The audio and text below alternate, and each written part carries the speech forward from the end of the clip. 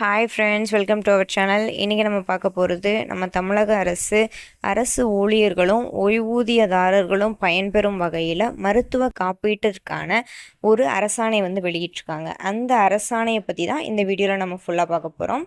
வீடியோவை கடைசி வரைக்கும் மறக்காமல் பாருங்கள். என்னோடய வீடியோலாம் பிடிச்சிருந்தா லைக் பண்ணுங்கள், சப்ஸ்கிரைப் பண்ணுங்கள். இந்த திட்டத்தை பயன்படுத்தி அரசு ஊழியர்களும் அவர்களது குடும்பத்தினரும் ஓய்வூதியதாரர்களும் அவர்களோட குடும்பத்தினரும் வருடத்திற்கு 5 லட்சத்துலேருந்து 10 லட்சம் வரை கட்டணமில்லாத மருத்துவ சிகிச்சைகளை பெற முடியும். மேற்கொண்டு அரசு ஆணையில் என்ன குறிப்பிட்டிருக்காங்க அப்படின்னா, அரசு ஊழியர்களுக்கு 1/7/2021 முதலும் 30/6/2025 வரையிலும், அதே போல் ஓய்வூதியதாரர்களுக்கு 1/7/2022 முதல் 30/6/2026 வரையிலும் இந்த மருத்துவ காப்பீட்டு திட்டம் செயல்படுத்தப்படும் அப்படின்னு குறிப்பிட்டிருக்காங்க.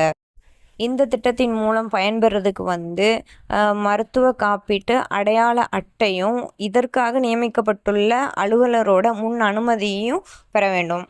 சில அவசர கால சிகிச்சையின் போது மட்டும் முன் அனுமதி தேவைப்படாது. ஆனால் சிகிச்சை தொடங்கின 48 மணி நேரத்துக்குள்ள நம்ம அடையாள அட்டையையும் முன் அனுமதி கடிதத்தையும் நம்ம சமர்ப்பிக்கணும். நீங்களும் ஒரு அரசு ஊழியராக இருந்தால் கண்டிப்பாக இந்த தகவல் உங்களுக்கு யூஸ்ஃபுல்லாக இருக்கும்னு நம்புகிறேன். தேங்க்யூ.